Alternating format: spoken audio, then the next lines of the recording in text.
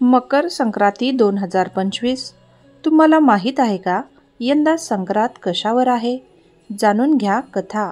हा रंग चुकूनही घालू नका. सुगडपूजन, भोगी, संक्रांती. मकर संक्रांती 2025 14 की 15. मकर संक्रांती कोणत्या दिवशी साजरी केली जाईल? हिंदू धर्मात मकर संक्रांतीचा सण खूप महत्त्वाचा मानला जातो. सूर्यदेव या दिवशी धनु राशीतून मकर राशीत प्रवेश करतात. त्यामुळे या दिवशी सूर्यदेवाची पूजा केली जाते आणि दान देखील केले जाते. धार्मिक मान्यतेनुसार मकर संक्रांतीच्या दिवशी गंगेत स्नान करून दान केल्याने चांगले फळ मिळते. नमस्कार, मी प्रियंका आणि तुम्ही पाहत आहात युथिंक 24, जिथे प्रत्येक गोष्ट विचार करायला लावणारी असते. चला तर मग या अद्भुत कथेत डुबकी मारूयात.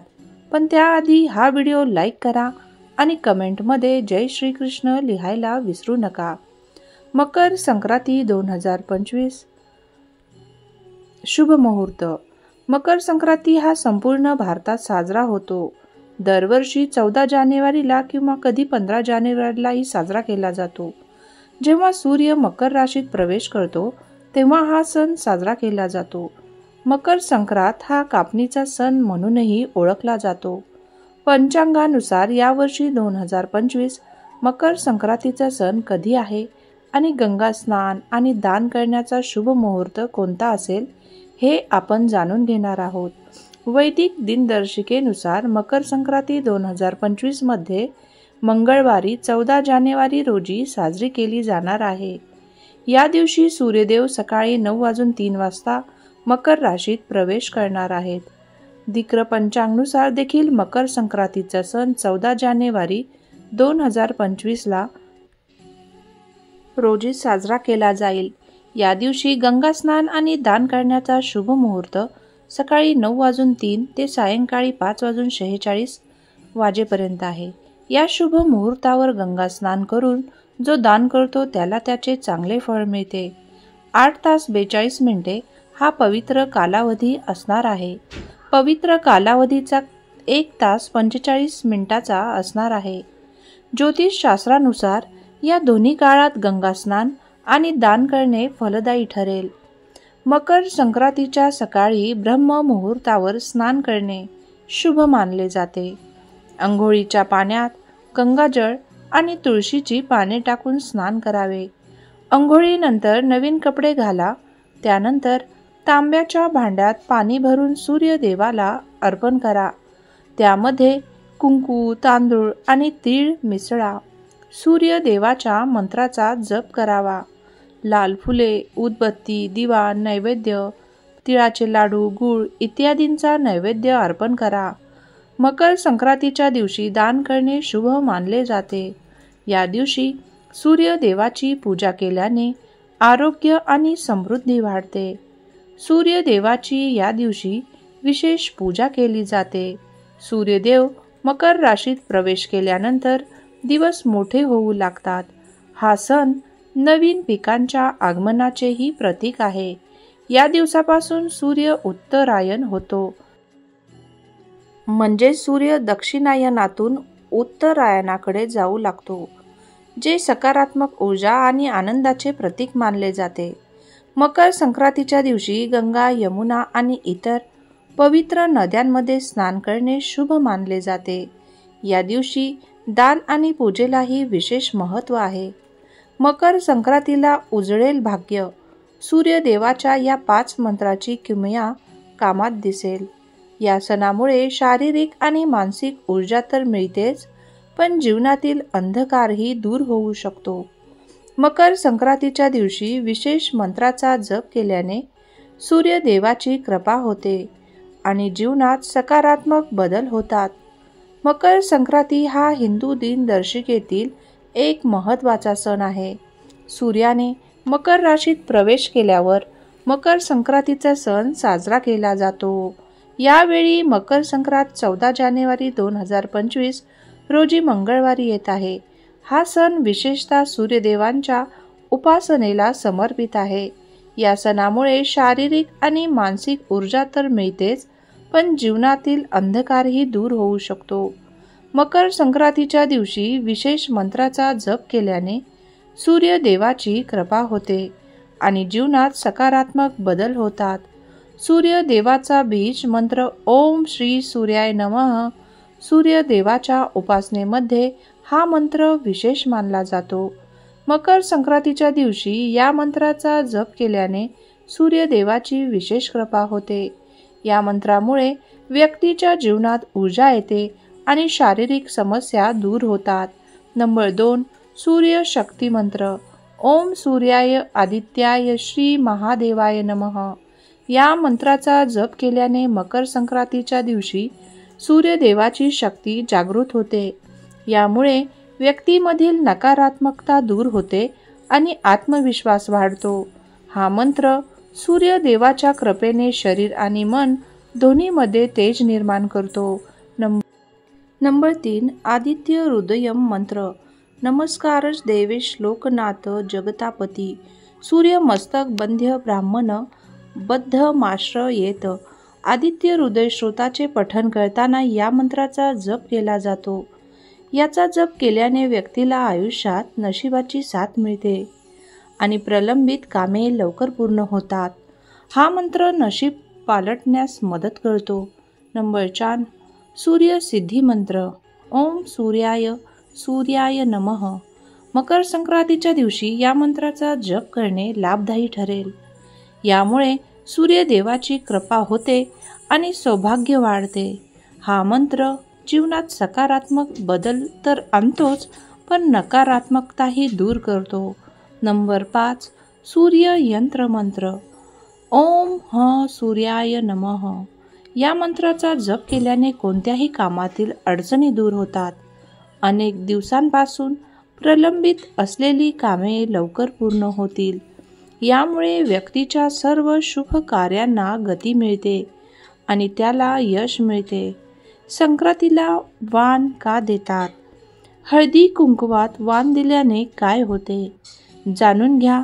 घराघरात हळदी कुंकू साजरे का करतात? त्याचबरोबर आता तर सार्वजनिक स्तरावरही हळदी कुंकवाचे कार्यक्रम केले जातात. मकर संक्रांतीपासून रथ सप्तमीपर्यंत हळदी कुंकू केले जाते. या निमित्ताने जवळच्या मैत्रिणी आणि सुवासिनींना घरी वाण देण्या घेण्यासाठी बोलवता येतं. महिलांसाठी खास सेलिब्रेशन आणि नटण्या मुरडण्याची हौस भागवता येते. मकर संक्रांतीमध्ये जे हळदी कुंकू करतात त्यात वाण दिला जातो. आता वाण का देतात? वाण दिल्याने काय होतं? असा प्रश्न अनेकांना पडला असेल. त्यासाठी हा व्हिडिओ पहा. आदिशक्तीचे पूजन, मकर संक्रांत आणि हळदी कुंकू म्हणजे एका नाण्याच्या 2 बाजू आहेत. मकर संक्रांतीच्या दिवशी उत्तरायणाचा आरंभ होतो. या दिवशी ब्रह्मांडाची चंद्रनाडी कार्यरत झाल्याने सूर्याच्या उत्तरायणामध्ये ब्रह्मांडात रजसत्वात्मक लहरीचे प्रमाण अधिक असते. त्यामुळे हा काळ साधना करणाऱ्यांना पोषक असतो. या पोषक काळामध्ये हळदी कुंकू करणे म्हणजे खूप लाभदायक मानले जाते. हळदी कुंकवाच्या माध्यमातून आपण सुवासिनींच्या रूपात घरी आलेल्या साक्षात आदिशक्तीचीच आपण पूजा करतो असेही म्हणतात. हळद आणि कुंकू लावल्यामुळे सुवासिनींमधील दुर्गादेवींचे तत्व जागृत होते. श्रद्धापूर्वक हळद कुंकू लावणाऱ्या जीवासाठी ते कार्य करते. आदिशक्तीच्या लहरींना जागृत करणे, हळदी कुंकू करणे म्हणजे एक प्रकारे ब्रह्मांडातील सुप्त आदिशक्तींच्या लहरींना जागृत होण्यासाठी त्यांना आवाहन करणे होय. हळदी कुंकवाच्या माध्यमातून जीव एक प्रकारे दुसऱ्या जीवातील देवत्वाची पंचोपचारातून पूजाच करत असतो. हळदी कुंकू आणि वाण देणे आदी विधीतून आपल्यावर सगुण भक्तीचा संस्कार होण्यास तसेच ईश्वराप्रती जीवाचा भाव वाढण्यास सहाय्य होते. वाण देण्याची एक पद्धत आहे. वाण देताना नेहमी पदराच्या टोकाच्या वाणाला आधार देऊन देतात. वाण देणे म्हणजे दुसऱ्या जीवातील देवत्वाला तन, मन आणि धन यांच्या त्यागातून शरण येणे होय. पदराच्या टोकाचा आधार घेणे म्हणजे अंगावरील वासनेच्या आसक्तीचाही त्याग करून देह बुद्धी त्यागण्यास शिकणे. वाणाच्या रूपाने दाही दिशांच्या माध्यमातून स्थळदर्शक रूपी सर्व प्रकारच्या आसक्तीचा त्याग करणे असेही म्हटले जाते. हा काळ साधनेला पोषक असल्याने या काळात दिलेल्या वाणातून देवता लवकरच प्रसन्न होऊन जीवाला इच्छित फल प्राप्ती होते. म्हणजे दान सत्कारणी लागते. म्हणून तुम्ही पाहिलं असेल की प्रत्येक सुवासिनी महिला संक्रांतीमध्ये हळदी कुंकू करताना अगदी छोटंसं का होईना पण वाण देतात. एक वाण देवाजवळ, एक तुळशीजवळ. संक्रांतीच्या काळात वाटाणे, ओले हिरवे हरभरे, गाजर, ऊस, शेंगा, बोरं यांचं भरघोस उत्पन्न येतं. त्यामुळे याच पदार्थांचे वाण देण्याचाही प्रघात आहे. हे सर्व पदार्थ एका मातीच्या बोळक्यात घातले जातात. त्याला सुगड म्हणतात. काही ठिकाणी त्यावर मातीची झाकणेही असतात. हे वाण सवासणीला दिले जाते. एक देवाजवळ, एक तुळशीजवळ आणि 3 सवासणींना आपल्या घरी बोलून वाण दिले जाते. काही बायका छोटी बोळकी देतात. काही बायका जरा मोठ्या आकाराची काळ्या रंगाची बोळकी देतात. पाटावरचे वाण लग्नानंतरची पहिली 5 वर्ष महिला पाटावरची वाण देतात. सवासणी महिलांना हळदी कुंकू दिलं जातं. देवाजवळ पाट ठेवून त्यावर हरभरे, गाजर, ऊस, शेंगा, बोरं तसेच रेवड्या, तिळगुळ मांडले जातात. त्याला हळदी कुंकू वाहिलं जातं. 3 किंवा त्यापेक्षा जास्त सवासणी महिलांकडे जाऊन असा पाट देवांसमोर मांडून पूजा केली जाते. त्यावेळी एकमेकींना वस्तू दिल्या जातात. लग्नानंतरची 5 वर्ष सौभाग्याच्या वस्तू दिल्या जातात. पहिल्या हळदी कुंकवाला हळद कुंकवाची डब्बी, दुसऱ्या वर्षी कंगवा, मग आरसे, बांगड्या अशा वस्तू दिल्या जातात. आता वाणाचे विविध प्रकार निघालेले आहेत. पारंपरिकतेसह आधुनिक वस्तू वाण म्हणून दिल्या जातात. रथ सप्तमीपर्यंत बायका हळदी कुंकवाचे कार्यक्रम करतात. हळद कुंकवात काय वस्तू लुटली असं एकमेकींना आवर्जून विचारलं जातं. नात्यांमधील गोडवा जपा. संक्रांतीला वाण देणे याचे आध्यात्मिक महत्त्व तर आहेच, शिवाय वाण देऊन आपण नात्यांमधील गोडवा देखील जपतो. सध्या वाण म्हणून वेगवेगळ्या वस्तू दिल्या जातात. पारंपरिकतेला आधुनिकतेची जोड दिली जाते आहे, चांगलंच आहे. त्या निमित्ताने का होईना आपली परंपरा आणि संस्कृती जपली जाते.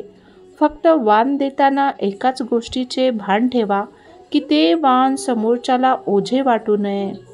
अगदी सहज देवाणघेवाण करा म्हणजे तिळगुळाचा गोडवा अधिक चांगला वाढेल. यंदा तुम्ही काय वाण दिलं ते आम्हाला नक्की सांगा.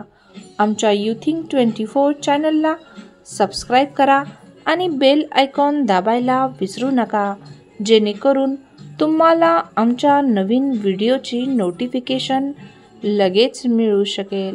तुमच्या पाठिंब्यामुळेच आम्हाला आणखी प्रेरणा मिळते. धन्यवाद.